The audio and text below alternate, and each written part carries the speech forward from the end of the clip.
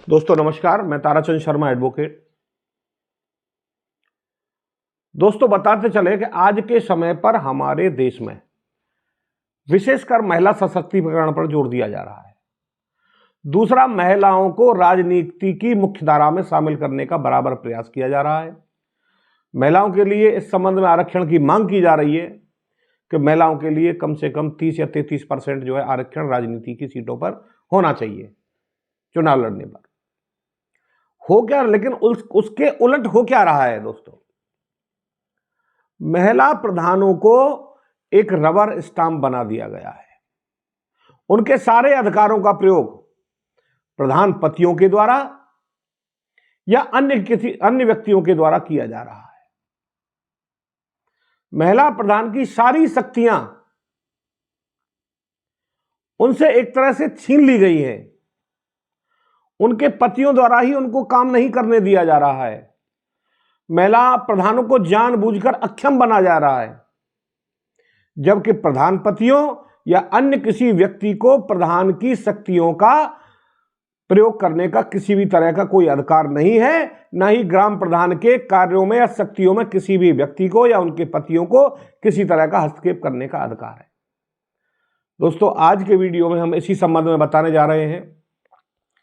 मेरे वीडियो को शुरू से अंत तक देखें, जिससे सारी बातों की आपको जानकारी हो सके। और अगर मेरा वीडियो आपको पसंद आए, इसको लाइक करें, क्योंकि ये मामला महिलाओं से संबंधित है। महिला ग्राम प्रधानों के अधिकारों से संबंधित है। उनके अधिकारों में हस्तक्षेप करने से संबंधित है। उनको रबड़ स्टाम्प बनाने से संबंधित है।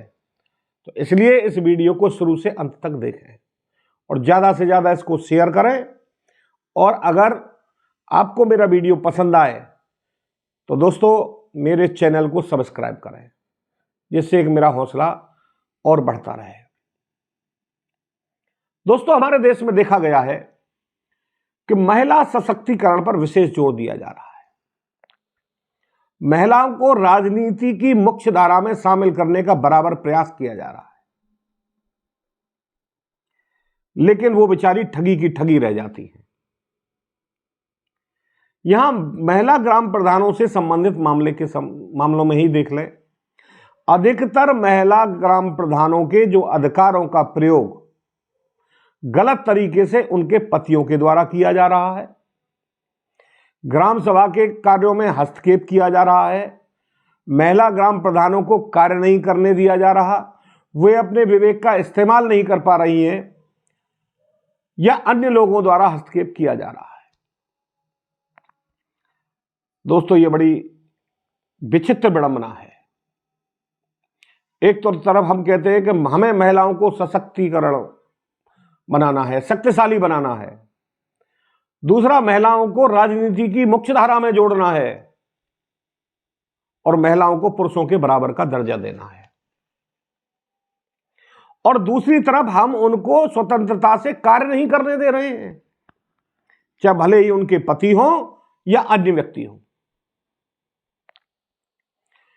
माननीय हाईकोर्ट इलाहाबाद में दोस्तों एक याचिका प्रधान पति के द्वारा डाली गई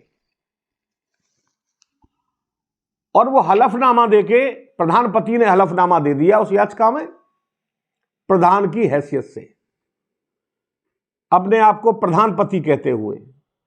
ये प्रधान पति जो शब्द है ये यूपी में बड़ा ही प्रचलित है।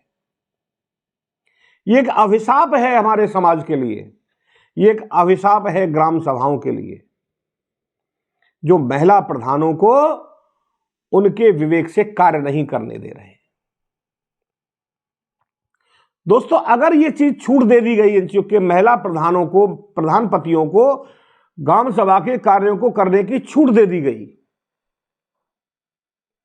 या अन्य व्यक्तियों को प्रधान की तरफ से कार्य करने की छूट दे दी गई, तो हमारा महिला सशक्तिकरण का जो उद्देश्य है, राजनीति की मुख्य धारा में महिलाओं को शामिल करने का उद्देश्य है, वो पूरी तरह से विफल हो जाता है। दोस्तों अब ये देखें मामला क्या था। माननीय हाईकोर्ट इलाहाबाद के समक्ष प्रधान पति के हलफनामे के आधार पर एक याचिका दाखिल की गई और माननीय हाई कोर्ट ने इस याचिका को सुना। जस्टिस सौरभ श्याम शमशेरी की एकल पीठ के द्वारा इस याचिका को सुना गया और अपनी गहरी चिंता व्यक्त की गई। ग्राम सभा के कार्यों में प्रधान पति द्वारा हस्तक्षेप करने पर गहरी चिंता जताई गई और गहरा रोष व्यक्त किया गया। कहा कि अगर महिला ग्राम प्रधान की जगह उनके पतियों को कार्य करने दिया गया तो वहां महिला सशक्तिकरण का उद्देश्य समाप्त हो जाएगा। महिलाओं को जो राजनीति में आरक्षण दिया गया है उसका उद्देश्य समाप्त हो जाएगा। तो दोस्तों, जस्टिस सौरभ श्याम शमशेरी के द्वारा क्या कहा गया, एक रिट फाइल हुई ग्राम सभा मधुपुरी की तरफ से और वो रिट किसके आधार पर हुई? प्रधान पति के हलफनामे के आधार पर। कोर्ट ने उस रिट को सुना और जिलाधिकारी बिजनौर को आदेशित किया गया कि नगीना तहसील के मधुपुरी गांव सभा का जो कार्य है उसको जो वहां की वर्तमान प्रधान है कमरजीत कौर वही करेंगी। ग्राम सभा के कार्यों में उनके पति सुखदेव सिंह किसी तरह का हस्तक्षेप न करें, उनको हस्तक्षेप करने से रोका जाए। जिला बिजनौर की नगीना तहसील के मधुपुरी गांव सभा के प्रस्ताव के बिना जो है प्रधान पति के द्वारा जो रिट फाइल की गई उसको सवै खारिज कर दिया गया और प्रधान पर एवं प्रधान पति पर 500 रुपए जुर्माना लगाया गया। साथ ही निर्वाचन आयोग को यह आदेश किया गया माननीय जस्टिस महोदय द्वारा कि जब भी महिला आरक्षण सीट पर ग्राम प्रधानी के लिए कोई महिला आवेदन करती है, अपना नामांकन करती है, उससे यह हलफनामा ले लिया जाए कि अगर वो प्रधान चुनी जाती हैं तो प्रधान के सभी कार्यों को वो स्वयं करेंगी, अन्य किसी की दखलंदाजी उसमें नहीं कराएंगी और न करने देंगी। प्रधान पतियों को इसमें हस्तक्षेप करने का किसी प्रकार का कोई अधिकार नहीं होगा। साथ ही यह भी कहा कि महिला प्रधान को अपनी शक्तियों को प्रधान पति या अन्य किसी व्यक्ति को हस्तांतरित करने का कोई भी अधिकार नहीं है। कोई भी महिला प्रधान अपने अधिकारों का प्रयोग करने के लिए या ग्राम सभा के किसी कार्य में हस्तक्षेप करने के लिए अपने पति या किसी अन्य व्यक्ति को अपने अधिकारों को हस्तांतरित नहीं कर सकती।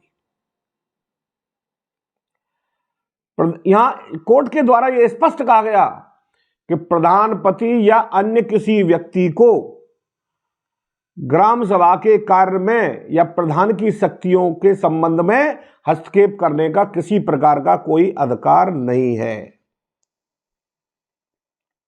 तो दोस्तों, यहां माननीय हाई कोर्ट इलाहाबाद का बड़ा स्पष्ट फैसला एकल पीठ का आया है और जस्टिस सौरभ श्याम शमशेरी जी के द्वारा बड़ा ही स्पष्ट कहा गया है कि अब महिलाओं को रबर स्टांप नहीं बनने दिया जाएगा।